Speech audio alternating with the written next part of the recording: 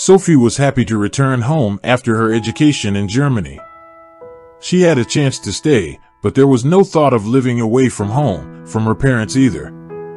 She loved her homeland, missed her mother and father very much, and now she was already embracing her family, riding home with them through her native and beloved streets. "I'm home. I'm finally home." Sophie couldn't believe herself, unable to find the strength to peel herself away from mommy. At home, after unpacking, resting, and calming down, the whole family sat down at the table to drink tea and talk about the future. "So, Sophie, now that you're a graduate, will you come work for my firm? I've been waiting for you for a long time without a good assistant. I'm screwed, and who can I trust more than my own daughter?" said Dad to his daughter. "Of course, I'll go," Sophie laughed. "But you know, Daddy, I don't just want to do business. I want to do charity too. It's very popular all over the world now. We should also adopt a useful experience." "Now you're right, my daughter. Charity is also very important for businesses and businessmen." The rating goes up immediately, her father replied approvingly. "I'm not so much for ratings. I just want to help people in trouble. I mean, I've been following life in our city on the internet. We have a lot of people who need help here, and you, Sophie, need to get your personal life together," said Bella, 25 years old. "After all, I was afraid you were going to marry a German. But well done, you came back free." "Yes, and the 25th anniversary should be celebrated at home, in a wide circle. Well, not just an anniversary, but to introduce you to everyone, your employees, your business partners, your competitors, so to speak. We should have a party," her father suggested. "Oh, come on, Dad, what's that for? I don't like those banquets and buffets and stuff. But sometimes it's necessary, isn't it? And it will be interesting for you to see new people, to show yourself off," her father tried to convince her. Yes, and maybe at this banquet, you'll find your destiny," Bella persisted. "Well, Mother, you could marry me off tomorrow," Sophie said playfully, "even if it's today, to a good man, Kevin. Don't forget to invite Scott and his son," she said to her husband. "Bobby is a very nice young man. He's a recent graduate too, and he's working, and he's handsome. By the way, and this one, by the way, Peter, even though he's older, he's a very, very decent man." "That's it, Mom. If it's going to be any kind of a lookout, I'm not going at all." Sophie was already seriously offended. "Well, what a little girl you are, Sophie. I'm thinking of your future. 25 isn't 16, is it? It's about time you had a family and kids. Papa and I would be very glad to have grandchildren," her mother insisted. "Then I should not have been forced to study but to take a course in sewing, let's say, and I would have had a locksmith husband and a bunch of kids," Sophie replied. "Really, Bella? Who gives birth at 16 nowadays?" "The girl's graduate, she's got to prove herself," Kevin said. "She'll manage with her grandchildren and everything else." All right. I'm not marrying anyone off, just voicing my dream, that's all," Bella agreed. "I hope I don't have to wait long for it to come true." The banquet was held at the highest level. All the guests came, including sons. But Sophie's personal life has not changed a bit. The girl really decided to prove herself first and only then to start arranging her own family. She enthusiastically started working in the firm of her father, but his main business was considered participation in a charity project. The fate of disadvantaged people always concerned the girl. Her father approved of her occupation but felt that Sophie devoted too much time to it. "I thought you'd take over the management, the reporting, and that would be great.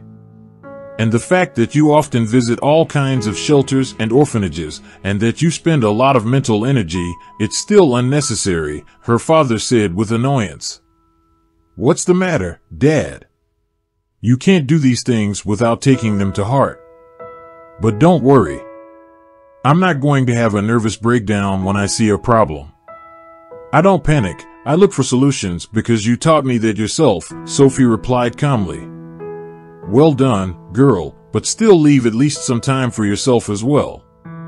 Here, I fully agree with my mother. Belle expressed her displeasure at her daughter's infatuation with Charity in a much more active way. Sophie, you were up so late again last night. How I wish I could hear that you were out on a date or at the theater, in a restaurant, but something tells me you weren't. It's not, Mom. We're opening a crisis center, and there's a lot of work to do. But you have no idea how much it's needed. It's going to provide help for pregnant minors, both medical and legal. Look, I'll show you what kind of rooms there will be. Never mind the rooms, they'll build it, they'll open it all up. Pregnant teenagers will come running. When are you going to think about your life? Her mother wouldn't let up. I do. It's all part of my life too, and don't worry about me, my daughter reassured her. How can you not worry? At least you should have some days off. When you look at all these deprived people, don't you want to be happier yourself? Her mother continued. I do, and I will. I'm happy now, first of all, that I can help people. Our foundation helped a boy who graduated from an orphanage to get an apartment. Isn't that happiness? Sophie answered happily. And personal happiness, her mother would not let up. I'm sorry, Mom. I didn't want to tell you, but you know, if you hadn't followed me so closely in my youth, I might have found personal happiness sooner too. So get married at 16 or have an illegitimate child. Is that what you call happiness? Not necessarily. I wasn't going to get married as a high school girl.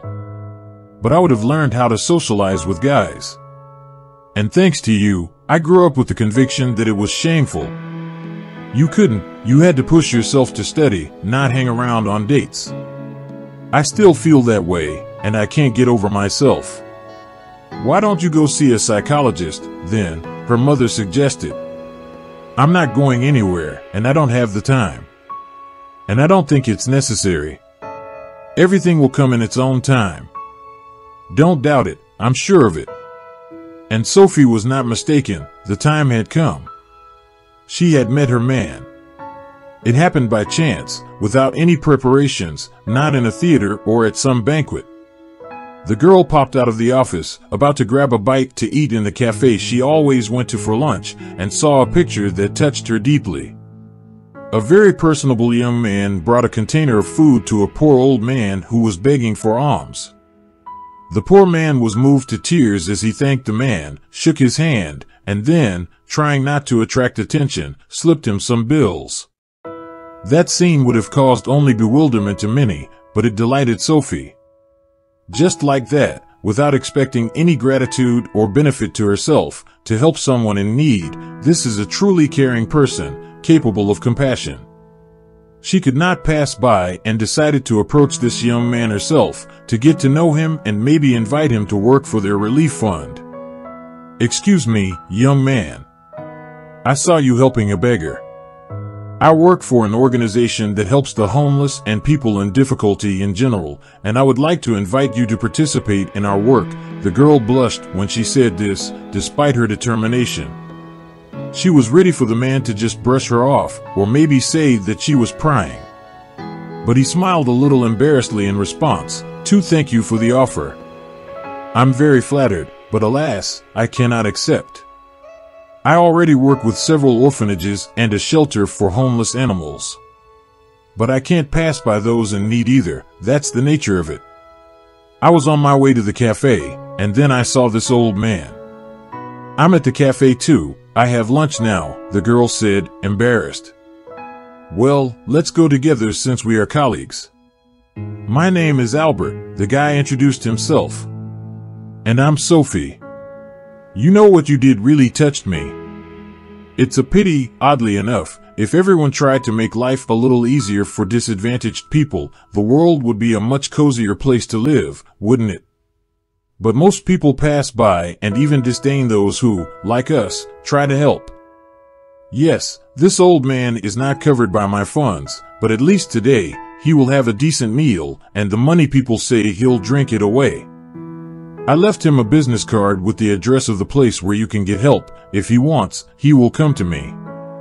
Although many people have a consumerist attitude toward our activities, but if we save even 1 out of 100, isn't that a big deal? The young man asked with enthusiasm. I completely agree with you, and sometimes it's very hard to find understanding among ordinary people, which is why so many people are left without help. Lunch dragged on, and Sophie was even a little late for work. She could not talk enough with her new friend, in whom she found complete understanding. She and Albert exchanged telephone numbers, and by the looks of the young man, Sophie understood that their conversations and maybe even meetings would not only be of a business nature. She liked this young man. Will there finally be a change in my life too, she thought, and the change began swiftly. From the first meeting, Albert showed his interest in Sophie as a young, beautiful woman. Each date became a small celebration, with luxurious bouquets, with expensive gifts. For the first time, the girl became acquainted with the most romantic places in the city. She found out how nice it was to feel loved and the only one. And when he fell down, he kicked him. And his face at that moment was so angry that I even got scared. Well, Ellie, you must be mistaken. It wasn't Albert. Sophie didn't believe her. I wouldn't have told you if I'd had the slightest doubt. The woman pressed her lips together. I would have gone to him too, told him he was behaving inappropriately. But I rushed to help the poor man, and Albert had already gotten in his car and driven off. It's hard to believe, but I'll try to talk to him, Sophie muttered, but she was in no hurry to talk to her fiancé. Going over the actions of her beloved in her memory, she recalled that when she witnessed touching scenes, she often thought that Albert was overdoing it. Too much pretentious, throwing himself to every homeless person, to every stray dog. Meanwhile, anyone involved in charity knows very well that simply giving money or a piece of sausage is often not the kind of help that is needed. But direct questions are far from the answer in such cases. Either if Albert lies, he will continue to do so, and if all of her doubts are wrong, the young man will have every reason to be offended. Well, we'll have to check it out for ourselves, Sophie decided. She already had a plan in her head that many would consider rather strange. To carry it out, she turned to an old friend who worked at a youth theater as a costume designer. It was to her that Sophie went to work. Grace, only you can help me out. I need a beggar's costume for one evening for a case. But modern, is that possible? I mean, not a poor woman, but a total homeless woman, Sophie pleaded with her friend. Yes, as much as you like. What are you up to? What kind of masquerade? Replied Grace. It's not me, but you know where I work, right? Charity related. Well, I have to dress up as a beggar for a little show, Sophie replied, deciding not to tell her friend exactly what she needed the outfit for. I will dress you up here. In this corner is where I have the rags. Take your pick. Grace rolled out a rack of the most shabby outfits. I'd like to do something with my face, something unrecognizable, Sophie asked, picking through the rags. You know, put some makeup on it, stain it, or something. Paint a bruise on it, or something. Well, you've got a lot of reach there. That's why you need our makeup girl, Violet. She's a real artist, I'll tell you that. She'll paint you so much that your mother wouldn't recognize you. Get dressed up, and let's go to her. Wow, you've picked yourself a real bomb. Grace took her friend to the makeup artist, and she went to clean up. When she looked in on Sophie half an hour later, she was aghast. Violet, you seem to have overdone it.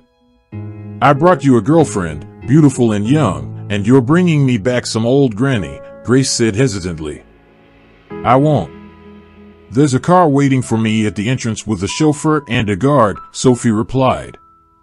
Sophie really didn't have much faith in the success of her venture, so she took 2 of her father's bodyguards with her, one of whom got behind the wheel after saying goodbye to the girls. She quickly walked to the car, tapped her finger on the window, and the guard looked at the unkempt old woman with a faded black eye, slightly opening the window, not hiding his squeamishness. "What do you want?" he asked roughly. "It's me, Sophie." "Don't you recognize me?" laughed the girl. "Oh, Sophie. You're unrecognizable, except by your voice." The guard hurriedly opened the door and let Sophie in. "All is agreed, guys. You stop and wait to see what happens next." She had already briefed the man. In fact, she hoped that nothing much would happen.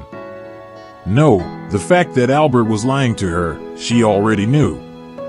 She called the charities her fiancé supposedly worked with, but they knew nothing about him and certainly didn't receive any generous donations. She didn't want to know anything else, and she had started her masquerade in order to avoid any painful explanations. Still, she wished that Albert, whom she continued to love in spite of everything, would not turn out to be at least so cruel a man. She got out of the car and hunched over, began to wander down the street where her lover would inevitably soon pass. Here he came, a handsome, stylish, confident man. Sophie hurriedly approached. "Son," she called out to the man, trying to change her voice as much as possible. "Listen, son, help me, for Christ's sake." Albert glanced at her, grimaced annoyingly, but didn't even stop. "What do you want?" "You're rich, at least this way to the bread. A week without eating would help," Sophie continued, following him, hearing that in her voice already sounded genuine despair. "So this is what a real homeless person feels like," the thought suddenly flashed through my head. "Piss off," the boy gritted through his teeth, "at least a little bit, you're kind." "Piss off," the boy gritted through his teeth, "at least a little bit, you're kind."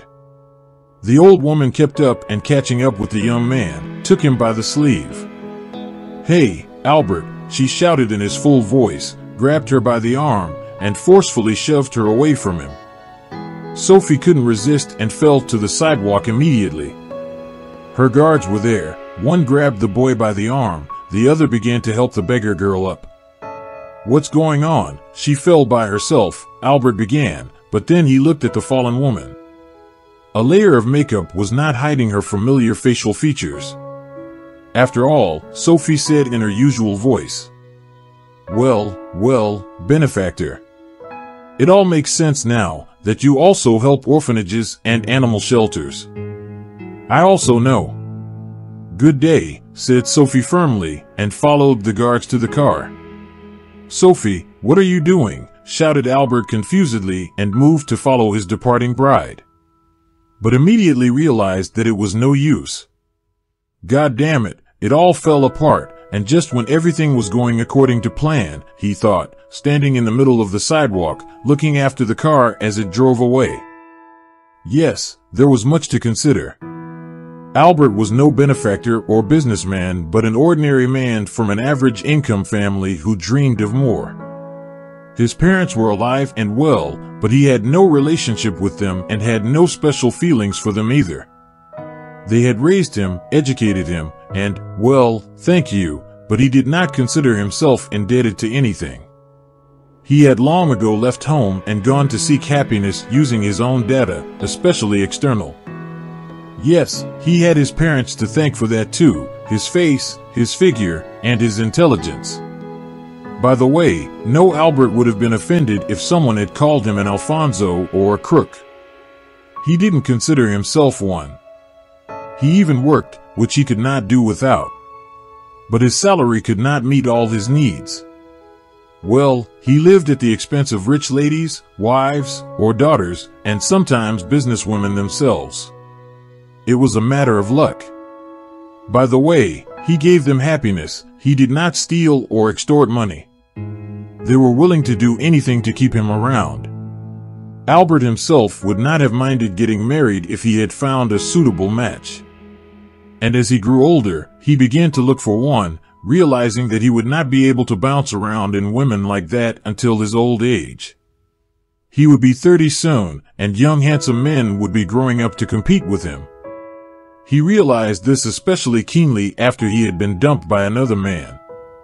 In other words, a fairly young and well-to-do single woman. He was ready to marry her. She was 10 years older, and she didn't seem to mind. And then suddenly she had another younger and apparently even better than Albert. And the hero lover got his resignation. And then a friend gave him a tip that led him to this Sophie, the daughter of a very rich man and a smart girl herself. For a reason, 25 years old, unmarried, just your type. I do it myself, but I'm not old enough anymore. But for you, if you bring her to marriage, then consider your life a success. Isn't she scary at least? Said Albert hesitantly. I haven't seen her, to be honest, but for that kind of money, you can't be ugly. If you want to be, I'll give you, as a friend, information about her at a good price. Yes, friend or no friend, no one would do anything for free. For a lot of money, Albert got Sophie's information. And then you need more preparation to find out what kind of girl she was, what could attract her, and you need to know everything. And information, again, costs money, as well as appropriate attire. She might take pity on him as an unhappy man, but she wouldn't marry him. I had to try, and most importantly, spend a lot of money. I had to take out a loan, and not a small one. When he met her, he spent a lot of money on flowers and gifts, and how much he spent on these bums, homeless dogs, stray cats, whom you do not meet, this one, give, and how everything was going great. Sophie was not ugly, but even very pretty, adored him. Her parents almost threw themselves on his neck when they met. Already, all was going to the wedding. He almost sighed in relief. No more hopping around, no more looking for him, no more living a normal life. And she, that bride, needed to test him. And there it is, love. And now, what to do? Go to explain, apologize, wriggle, confess? No, most likely, it will not work, although it is necessary to try, at least, in order that no nasty things are not done. She'll leak information about him on the net and cut off all avenues. He needs to find a new lady, and maybe Sophie will forgive him, understand him, at least return the gifts. The engagement ring alone is worth a lot. In the evening, he decided to call Sophie anyway, to find out how serious she was. Sophie, it's me, Albert, calling to see how serious you are. There's not going to be a wedding. It's silly to ask, nothing is going to happen between you and me anymore, Sophie replied confidently. Too bad. I do love you, believe it or not, Albert said. I don't, and I'll try to make sure no one else believes you, she replied firmly. How? He asked into the phone, surprised, and thought to himself, that's it, she's decided to ruin my life. Goodbye. After all, there are ways, Sophie's voice interrupted, and Albert thought this was his last chance. Sophie, honey, I'm so sorry. I just wanted to impress you, to get closer, because I love you so much. I swear to you, I really will do anything to make you forgive me. Let's forget everything that's happened and still be together. No, Albert, you can have your presents back. I'll leave them with the concierge. I hope they won't be useful for seducing the next girls again. Sophie's voice snapped again, and she hung up. She must be blubbering, so suffer now, benefactor. At least she'll return the gifts, and maybe I'll sell them. But she still decided to mess with me. But that's all right, I've had enough fools for one lifetime. Women are like that, even if you warn them, even if you don't warn them, they will do their own thing, Albert muttered into the void. She really did cry. Who wouldn't cry in a situation like that, a week before the wedding, to be so disappointed in the groom? One consolation, the wedding didn't happen. Otherwise, there would have been a lot more problems and shame too. Now I have to explain to her parents what happened, and she herself does not understand how it happened, how she believed it at first sight and fell in love. Perhaps it was her destiny to live alone, without any husbands, children, or love. And then, as if by chance, her mother walked in. She did not know yet about the collapse of her daughter's love and was only thinking about the upcoming wedding. Sophie, Aunt Lucy called to congratulate you, but she can't come. What is it? Have you been crying? Mom looked at her daughter in surprise. It's okay, Mom. There won't be a wedding. You can stop fussing and get on with your old routine. What do you mean? You're kidding. Did you and Albert have a fight? Mom tried to make sense of the situation. No, we broke up, permanently and irrevocably, Sophie stated firmly. Are you sure? Bella knew she shouldn't pester her daughter with questions right now, but still, this news came as a complete surprise. More than that, he's a fraud and not at all who he claimed to be. I'm sorry I didn't realize it right away. I'll tell you the details later. I'm sorry, I'm not up to it right now. Of course, my dear. I'm sure your decision was the right one. Don't cry anymore. Rest easy, and her mother left the room. My poor girl. So suave, so gallant, just a perfect man. Tell by that alone that something was wrong. I knew, and Kevin laughed at me. And you can't cheat a mother's heart, the woman thought to herself. She broke the news to her husband. Kevin was about to go to his daughter for details, but Bella stopped him. Don't touch her yet. Let her get over it, she'll tell you later, okay? It's not that big a deal. How can it not be a big deal? If you say it's crying, I'll grind him to powder and dust, I'll mix it with the dust. My father was furious. You'll mix it, you'll do it all, but later. For now, let your daughter be alone, she asked me not to touch her yet. All right, that's enough. Let's call it a day. No con man is worth our arguing. Instead of drinking tea in peace, he forbade me to do anything. And so it was settled, life flowed just as it had before. Sophie was fully immersed in her work, gave much time to charity, and did not think about arranging a personal life, which saddened Bella most of all. She's all alone as it is, and now she won't trust people at all, she sighed. And she'll be 26 soon. My poor girl. She's not poor, and she's not stupid, replied Kevin, though he was no less worried about his daughter's fate. But he had his own theory about his daughter's future. A man who does so much good can't not be happy. Her father was right. Sophie's happiness came precisely from her work at the charitable foundation. She did not lose faith in people. It would be difficult to lose it working among people who cared about other people's problems, but to the slightest deception, she had become very sensitive. And in one of the new employees, Steve, there was not an ounce of her. He just did his best without any superfluous words or pretty deeds, just like Sophie herself. Working together brought them closer together, made them friends at first, and then the friendship turned into something more.